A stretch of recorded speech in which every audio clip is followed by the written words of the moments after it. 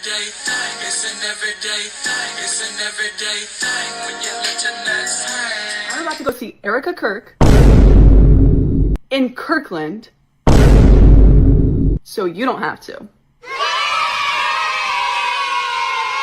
So as you can probably tell, I'm not really the Republican type, so we're gonna do a quick little makeover here. Perfect. I tried to do the Utah dent. I don't know if it worked very well though. And now we arrive at Pursuit Church in Kirkland. I don't know if you can see the protesters there, but they were doing a really great job. There's a really huge crowd, even though I got there 2 hours early. And there was also a lot of police officers there, like a lot. And they had the dogs too. The dogs were out. They even had a helicopter flying overhead. I don't know what that was about, really. And then there was security. So I had to leave my bag in the car, which is probably good because it would have given me away anyways. And then we went through. It was pretty quick for me. It wasn't too bad. I didn't have anything in my pockets. And then finally I got inside. It was huge. There was advertisements for all sorts of things in there, a lot of Republican causes. I was waiting in a really long line to get in. There's a lot of different characters there, so that was really interesting to take in. And then finally, after about an hour, we were able to go in, probably around like 6 o'clock. Yo, that was wild. Did y'all see what she put on there? She said, dude's gonna get kirked with a neck like that. That's a tasteless joke, but I get it. And then finally, after about an hour, we were able to go in, probably around like 6 o'clock. It was a lot of people rushing to get seats. I got a pretty decent seat. It wasn't too far in the back, so it was pretty nice. You can give in stocks and crypto to their church. They also use a lot of flashing lights. So then there was worship, which probably went on for about a half hour, maybe more. This guy was standing way too close to me. I was like, back off, buddy, what are you doing? They played a lot of videos, like in between each of the speakers. There was this one about it was kind of crazy and kind of scary. I was like, okay. And then this happened. I'm here in Israel right now, and it's truly an honor to pause and to recognize Charlie Kirk this evening, but his sincere love for Israel and the Jewish people. So yeah, that was kind of crazy. And then there was Mr. TPUSA. I don't know exactly what he does, but apparently he was friends with Charlie and leads something in TPUSA. He also told a story about a black man, and him being black had absolutely nothing to do with the story. So I was a little bit confused about that. Because what's the worst that's gonna happen? They're gonna kill you? If you're in Christ, that ain't so bad. And then there was Mr. Abortion, who went on for a while about a 13-year-old girl who got pregnant, and they convinced her to keep the baby even though she wanted to get an abortion. And then he went on about this. There's been 800,000, nearly 1 million of any hidden persecuted people group, the unborn, die weekly globally. And then there was the pastor, who was like literally insane. Like he went on and on. He was like, transgender is gonna get your kids and they're all gonna turn gay and da-da-da-da-da.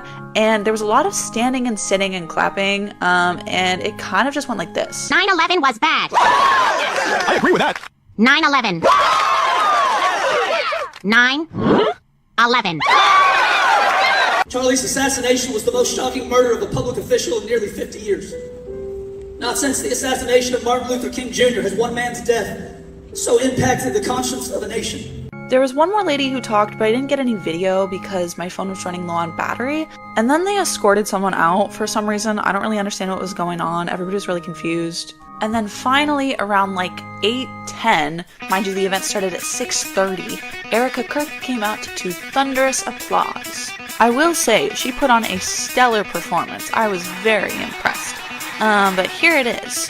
I cut a bag with your suicide doors, life on the ropes. They don't cope. Nah, I'm just kidding. She just talked about grief a lot, and then I was like, girl, what do you know about grief? We're fighting on every courthouse campuses, just how you guys are fighting in this church and across this nation. Love you guys too.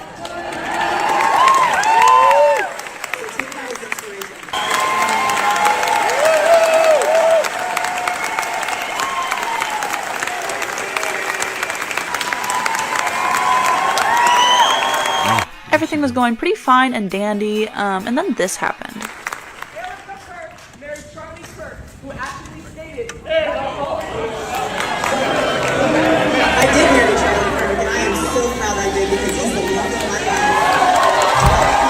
life. Get him out of here. As Get you him can out see, of they here. literally grabbed him and dragged him out of there. Like, security was insane. Like, I had thought about, like, getting up and saying something, but after that, I was a little shaken. So I hope that guy's doing okay. Pretty much the whole speech was just like, grift, grift, grift, grift, grift, grift. And I just look up. Of course I look up. Very literal. And the biggest one will just, I mean, you literally just stand there and you're like, brace for impact. And you see it and it's just massive. And what happens afterwards? You're drenched. After she was done, some other guy went on for a while, but everybody just kind of left, and so did I. He said, who is this uncircumcised pagan Philistine think that he is? He can buy armies in the yard. Finally, I was free from the grift, and I actually met up with some of the protesters, and just debriefed with them for a while, because oh my gosh, I was absolutely exhausted afterwards. There were also counter-protesters there too. So I'm on my way home now, and oh my gosh, that was literally just hours of fascism. Literally just Christian nationalism and fascism. And my head hurts, and I'm tired. It was hot as balls in there, and I look stupid as and I need to get this makeup off immediately. I need to go home, and I need to lay down. And I need to talk to more leftists immediately.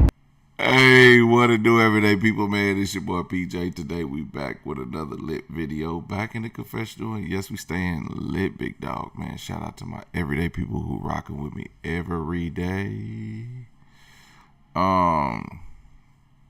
Crazy situation, man. Of course. Do y'all remember when Erika Kirk burst into the scene? Charlie Kirk was dead. Charlie Kirk was gone. Nobody knew about Erika Kirk prior to Charlie Kirk's assassination.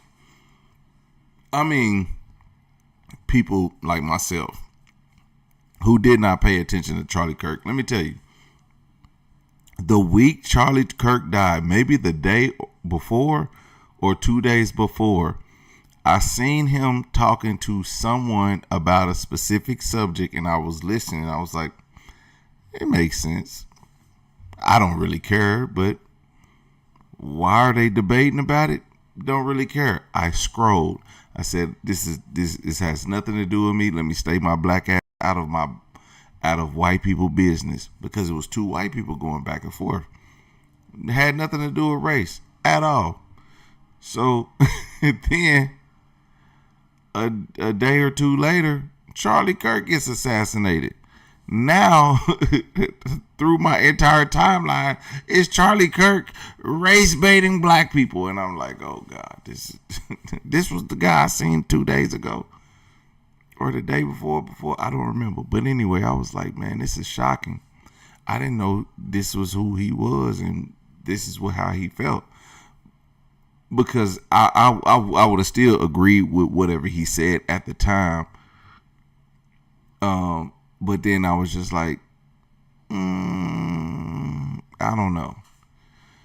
That's why I can't put too much on people like Officer Tatum, who pandered to Charlie Kirk. And I just be like, yeah, I get Charlie Kirk. He's probably a good man. He was a good man to certain people.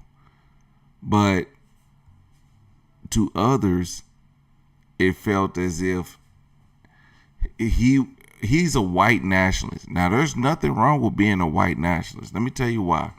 Because as a black man, I'm proud to be black. If you're white, be proud to be white. I have no problem with that. But what I don't like is, I'm not saying my black is better than your white. We still bleed the same. We die the same. We live. We come out of us the same womb. We're made the same way. There's no, I'm a dog, you're a cat. You know, it's not the same. Okay. So being proud of your heritage is fine. Whatever you identify as. We're gonna say that. But if I got on her and I said so many bad things about white people, and I continue to point out the bad things about white people, like I was talking to a friend, I told him about my friend.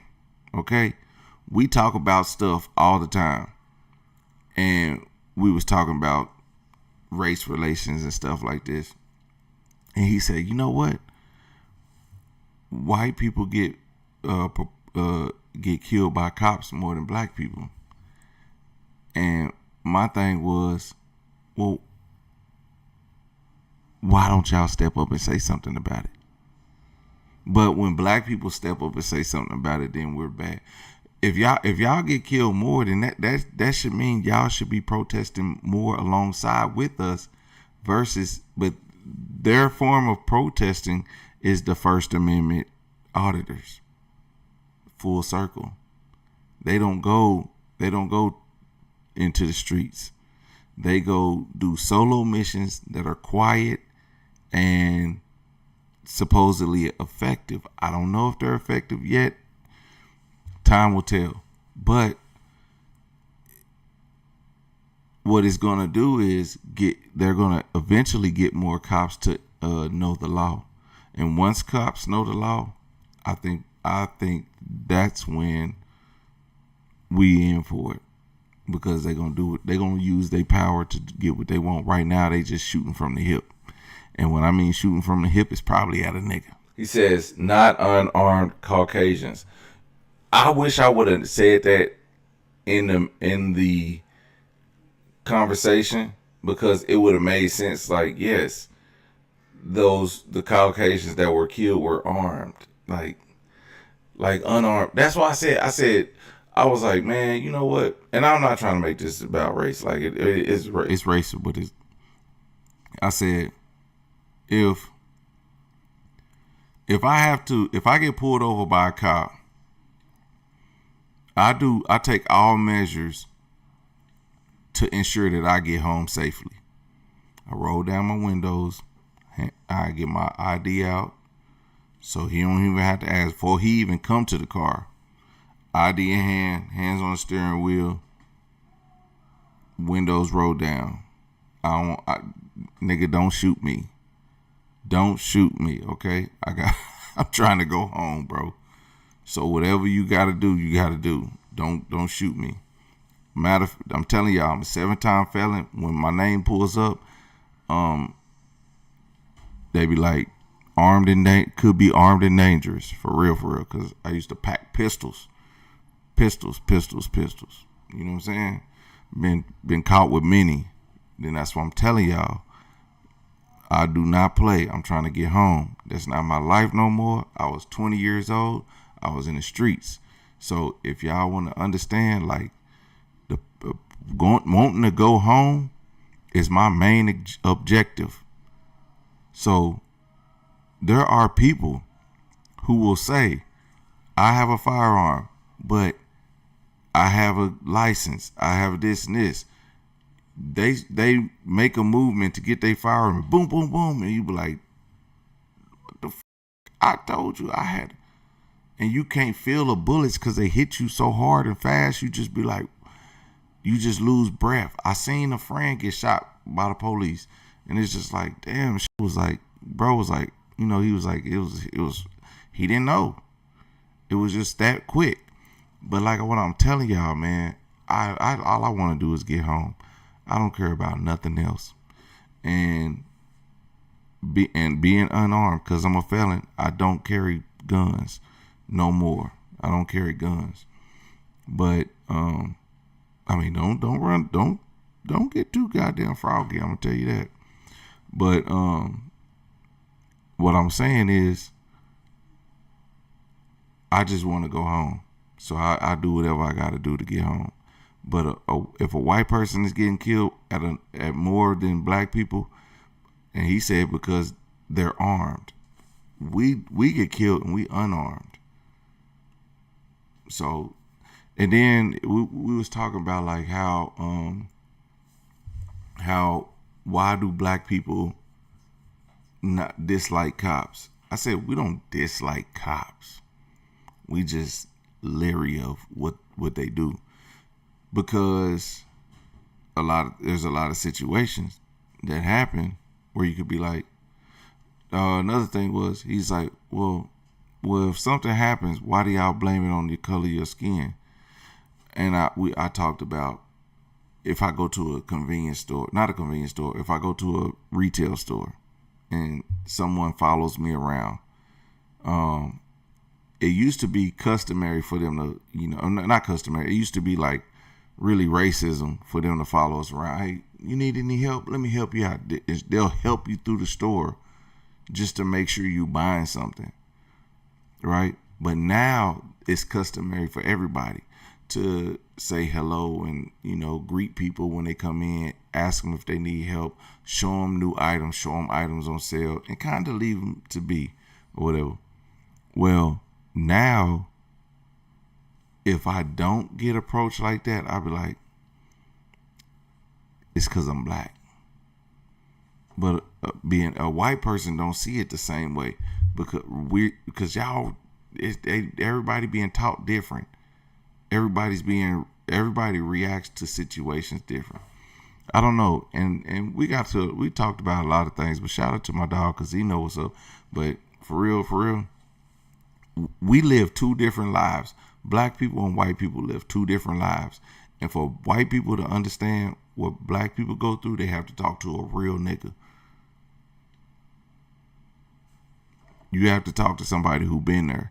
That's why when people like Brandon Tatum talk about, I go do something for the hood, I go do something for black people. No, you don't. No, he don't do nothing for the hood. He ain't never said that. He said, I do stuff for black people. No, you don't do stuff. You don't do stuff for the hood. Me, I do stuff for the hood. Okay.